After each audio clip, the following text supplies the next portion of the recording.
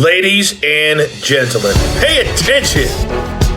This is your boy, the coach from the WWE. I would like to welcome you to the very first wrestling podcast in the world to take you on a weekly deep dive into classic matches along with legends of the squared circle. Enjoy the discussion. Enjoy the back and forth. There's so much to get into. Ladies and gentlemen, this is The Payoff.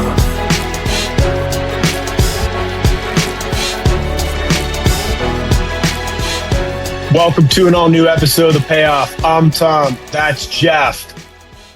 SuperBrawl 2, 1992. Jeff, how did we get to this match? Yeah, this one just kind of fell into the lap a little bit here. We hadn't covered a WCW match actually since the start of this year, so I figured it was time to kind of throw this one in there. I've had it kind of on my radar for a little bit here because it's one that you'd think like Sting, Luger, like World Heavyweight Championship. And then you look at the reviews on this one, you look at the write-ups on this one, and it was another one that didn't necessarily live up to the hype that it could have been. It does, and we'll talk about Lex Luger a little bit throughout this one, and where he kind of stands in the history of WWE and WCW. But this one, like I said, based on what I've read, I'm not. We'll just see how this one plays out. There was a lot of interesting story on this one, but, whether the match lived up to it, we'll find out shortly here. Love it. All right. I'm looking forward to this one. This era of WCW always intrigues me because I feel like they were doing pretty good stuff and they had some really good matches. The in-ring at this point in WCW, I think, was far better than WWF. So, yeah, I'm looking forward to it. All right. Yep, absolutely. Let's get into the build. Oh, it's time for the build. SuperBrawl number 2, February 29th, 1992. We're in Milwaukee, Wisconsin at the Milwaukee Auditorium. 5,000 in attendance, buy rate of 160,000. Tagline of best friends, now bitter rivals. We're all for it all. Dark match. Big Josh defeats Diamond Dallas Page in 7 minutes. We open up. Man, it's crazy. Even back in 92, we're opening up with cruiserweights. So this was the WCW Light Heavyweight Championship. Brian Pillman is going to defeat Jushin Thunder Liger in 17 minutes, which of course was, I believe, the first match on the first Nitro as well. 3 years later, or whatever it was. That's pretty cool. Yep. Marcus Alexander Bagwell is going to defeat Terrence Taylor in 7 minutes. Terry Taylor. Ron Simmons is going to defeat Cactus Jack in 6 minutes. That's fun. Van Hammer and Z-Man are going to defeat Richard Morton and Vinny Vegas in 12 minutes. We all know who Vinny Vegas went on to be. Barry Windham and Dustin Rhodes are going to defeat Steve Austin and Larry Sabisco in 18 minutes. A lot of Hall of Famers on this show. Yeah. Arn Anderson and Bobby Eaton are going to retain the tag titles against the Steiner brothers. Rick Rude is going to retain the U.S. Heavyweight Championship against Ricky Steamboat in 20 minutes. You see what I mean? There's a lot of really good wrestlers and good workers on this show. Yeah. And then our main event, Sting, Luger, for the WCW World Heavyweight Championship. How these matches were received, loved the opener. I think that was 4 3/4 stars. Fan of the the Windham and Rhodes tag match and the Arn Anderson tag match. So, yeah, looked like some good wrestling on this show, and of course, excited to cover this main event. Yeah, it's interesting how this card was laid out. Like I said, you feel like they just missed it. Like those kind of the tag match, and I think no fault for laying the card out how they did because I do think they laid it out right. Like maybe you could have moved up like that Rick Rude and Steamboat match above the Arn Anderson one, so you get the hot tag with the Steiners, and then you get into the main event. But the main event just didn't necessarily play out to the level that some of these other ones were. So. Like we said, this match taking place February 29th, 1992. So just a little bit earlier, you had Sting really as the top face of the company and Luger as the heel champion. Going back even a little bit further, late 1991, Luger won the WCW World Heavyweight Championship. And, he's billed as, looks as, acts as this unstoppable person. He's got the look, he's out there. They actually paired him with Harley Race to kind of give that notoriety and that establish him as someone that, Race endorses as well too. But also there's some dirty tactics that could be involved with that as well too. So you have the flip side though of this is Sting, who is hardworking. He's, doesn't want the kind of to use the bad tactics to kind of get what he wants. And so kind of just the polar opposites at that point. Late 91, you had really Luger never really had any direct kind of match with Sting or anything like that in the lead up to this. But he did use Harley Race. He did use kind of intimidation. It became more about not like it was weird because they started getting away a little bit more from what these guys could do in the ring and started made it more about who was right and who was wrong. And so it just already the build is making it a little bit weird at this point. But it was actually just this month, February 92, where you get this match announced for SuperBrawl. You kind of had the power versus perseverance angle with this. You also had as it said, and one like the champion versus the conscience of this. And so, because Luger is the face of the company, he was, bringing it down for different reasons, both in the ring and how he was. Just how he was being received by the fans. So this was really to kind of restore respect back to WCW and, say their name correctly. So interesting. Like I said, I'm very intrigued how this one's going to play out, what we're going to see in the ring here. But yeah, that's kind of, just kind of really the psychology of what was happening. It was a few layers to this one. Right. Well, I'm looking forward to covering it. We are on the WCW channel on YouTube. We are at the 2 hour and 33 minute mark of SuperBrawl 2. The full event is on there. Jeff, are you ready? Yeah, let's do it. All right. It's time for the payoff. Ho! It's time for the payoff. There's Stephanie.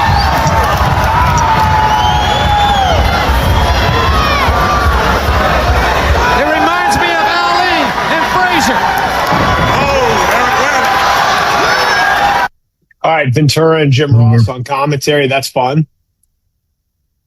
Yep, you got both guys pushing each other in the ring right now. Yep. Sting in the all white. Obviously, love the various outfits of Sting back in this era. A lot of fun. Luger looking exactly like you would expect. The blue trunks, but then just the jack to the high heavens. Yeah. Oh yeah. Jeez. All right. So let's talk about this Sports Illustrated list you sent me. Yes, let's do it. Top 50 all time. I got it pulled up here.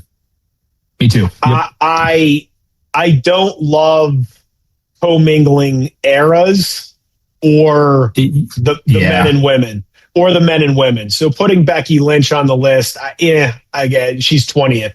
I would just not commingle the men's performers and the women's performers. Then it's tough. Bruno Sammartino's number 10. I mean, depending on how you look at it, he either should be top 5 or, probably shouldn't be on the list. I mean, it's just it's really, really tough.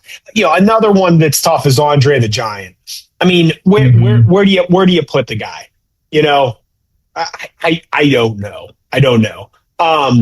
Let's really focus here on the top 10 or so. Yes. So obviously the debate is always who's 1, who's 2. It seems the vast majority of people will put Hogan and Austin somewhere in that 1-2, right? Yep. My personal feeling is it's really not even close. It's Hulk Hogan. It's Hulk Hogan by a mile for a few reasons. Number one is there is no wrestling at the level it is without Hulk Hogan. None of this happens if him and Vince don't build this Hulk Hogan character and everything it became. So I think there's that. Longevity. Remember, Austin had like a 4-year run. All right. When you really boil it down, and maybe we can be generous and call it 6 because, he got hot before he won the title. This all happened very, very quickly. And I know it was a meteoric rise, and I know business was incredible, but it was 6 years. And maybe if the NWO never happens, you put Austin number 1. But to me, one of the hottest things to ever happen in the business, the whole Monday Night Wars, the NWO, I mean, none of that happens without Hogan. It kind of has to be Hulk Hogan number 1 in my mind. I have no issue with Steve Austin being number 2. But before we go on past that, your thoughts. Am I on the right track on 1 and 2, or do you have a different perspective? No, I think especially with Hogan, like you can't for all the reasons you said, but then also I think the biggest one is take Hulk Hogan out of take any of these wrestlers that we're about to say out of the equation and say sure, we don't know, but where would the industry be? Would we even be sitting here having these conversations if XYZ wrestler wasn't in the ring? Austin, you could argue, like you said, the eras and mixing of the eras. Hogan invented it. Like the character, the persona, and so many people. And now, granted, yes, he emulated himself off of somebody else, but that's what wrestling is. Like Austin used so many of those heel moves and kind of ideas that so many that came before him, put it in the package, Austin 316.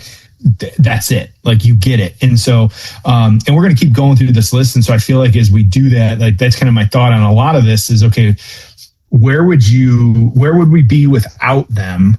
But then also, like you said, when it comes to their era, a lot of these, I'd say the top really 10, maybe 8, 9 define their eras in a lot of ways too. But I think Hogan transcends that in a lot of ways. And I think do any of these other, some come close, that's the big names I see Taker on the list here, like, Cena's on the list. Some of them do transcend that, but I'm with you. The top is really hard, but yeah, like you said, they have, this is Sports Illustrated, greatest of all time. Stone Cold is number 1, Hogan's 2, but yeah, I could see flipping it. Yep.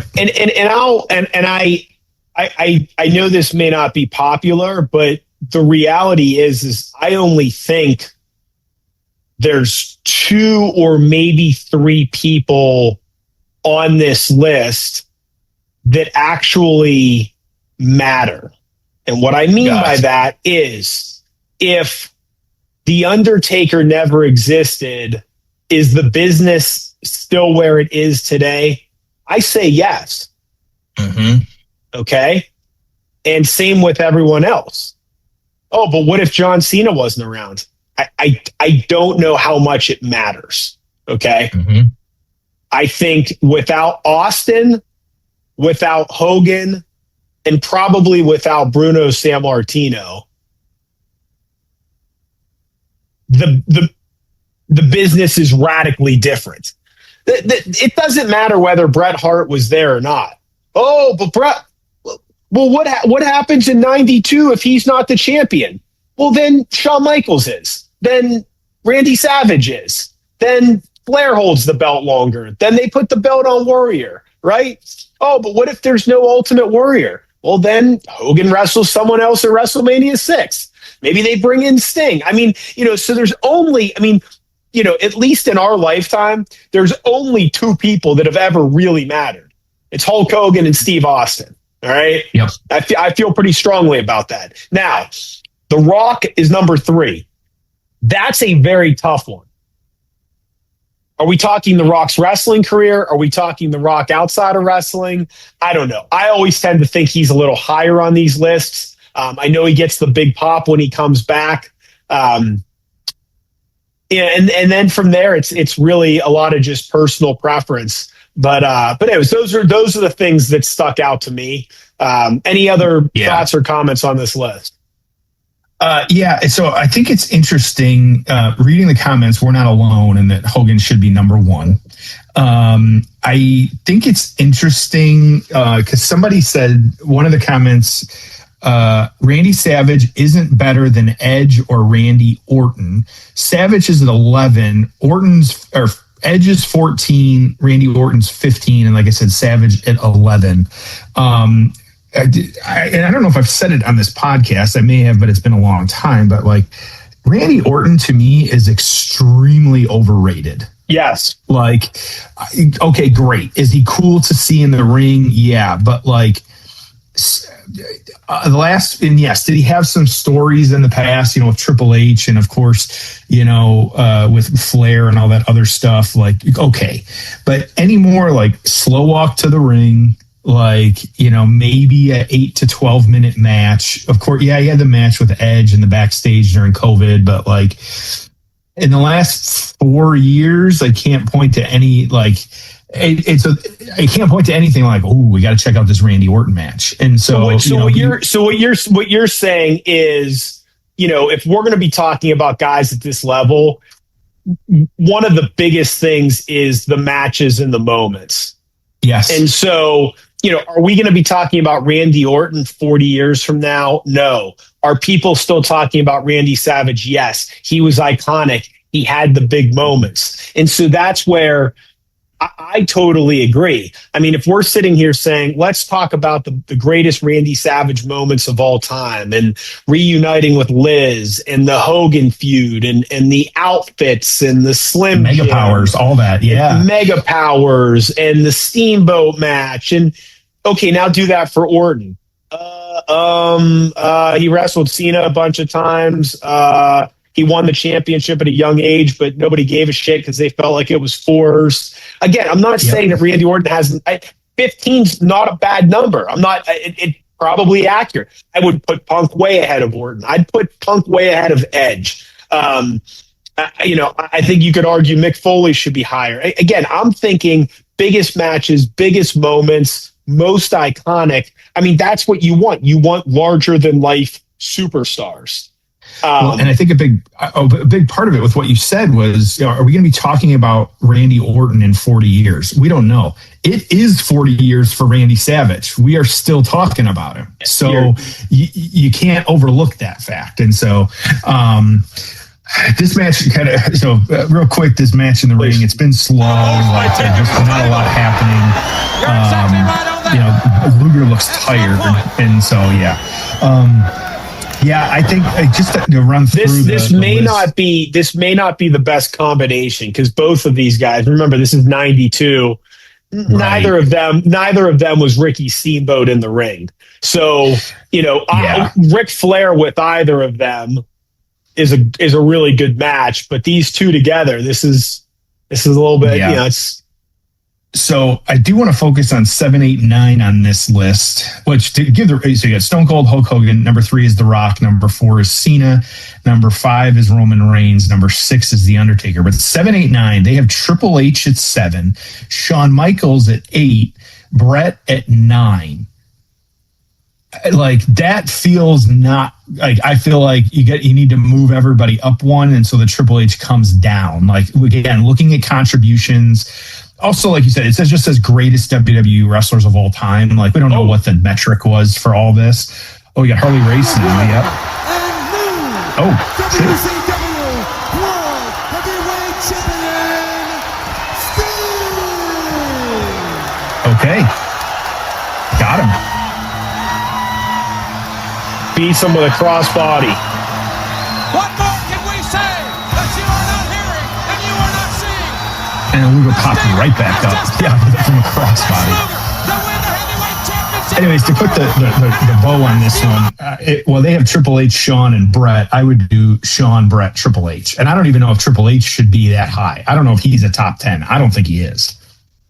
Yeah, I tend to agree. I mean, I like the biggest moments, the best matches. I put a lot of weight on the most iconic stuff. Yeah. And I think you got more iconic stuff from Shawn and Brett, to be quite honest. Yep, absolutely. Okay. All right. Match is over. Sting wins. Let's get to the aftermath. Ho! It's time for the aftermath. What'd you think? Very mediocre match. Like, I know it wasn't great. It was not a title level match. It was, I think that more, like we said, it was about the heel and face and kind of restoring. I think it was kind of restoring the norm at this point. Like, it just wasn't what it should have lived up to. Yeah. All right. What happened afterwards? Yeah. So my next match is playing here. There we go. Okay. So, get my notes right here. Yeah. So Luger, of course, you had, just how it played out. It was, Sting kind of being in the position that he's in does solidify him as the kind of top person on this one. It was really the end of Luger in kind of what he stood for. So to get to that point, it just didn't live up to what it could have. Like, we all know, like, kind of Luger always carried that with him. Like, he just wasn't a good champ. Like, it just wasn't someone that people were a big fan of, and having that. And so, but on the flip side, Sting went on to be Sting. Like, that's what he is. And Luger didn't, it wasn't that he wasn't around, but it just never really got back to that top echelon of what could have happened. So, which, for credit on this one, in 92, PWI had Luger not ranked and Sting at number 1. And so that says a lot about where we're at. And, this was also, it was the second worst match, not even on the best match. So, but overall, the show got a 90% thumbs up, but this was just not good. Lex Luger versus Sting was disappointing. Luger will go down in history as one of the worst world champions of all time. He looked terrible in almost every one of his major matches. Thoughts? Yeah, it was not great. It was tough putting those two in the ring. And I think either of them with a strong worker is fine, but those two together was a bit rough. Yeah, just it just didn't play out. Like I said, it just didn't play out like you wanted it to. You want that to be good with those names, but then, part of why they weren't getting some of the attention they were, because then you get that, and it just wasn't good. So, what do you think for a score on this one, though? I did a 3.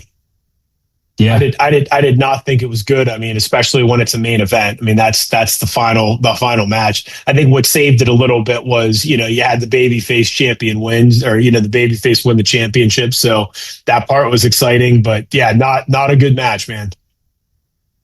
No, in honor of being SuperBrawl 2, I'm going to give it a 2, because it's just, it didn't play out like you wanted it to. It just wasn't great by any means. Nope. So, okay. Well, hopefully next week we can bring a little bit more joy to the wrestling scene here. Like I said, we're going actually a really interesting match. Also, kind of to pair these up, this is what was happening on February 29th, 1992, was this Lex Luger versus Sting match in WCW. On the flip side, just a couple of weeks later, 1992, this was actually a house show. We're going to bring you at Madison Square Garden, of course. Oh, I can't wait. Hogan and Piper taking on Ric Flair and Sid Justice. Haven't covered a lot of Sid Justice, and so I'm excited. And so, a lot of moving pieces on this one. Like I said, I'm glad we're able to find. Thank you to the WWE Vault for posting some of these gems all over the place. But it just the absolute dichotomy of a house show and what they're doing versus what WCW is doing at this time. But should be a good one next week. Love it. Can't wait. All right. Thank you, everyone, for listening. We appreciate it. We'll see you next week on an all-new episode of The Payoff.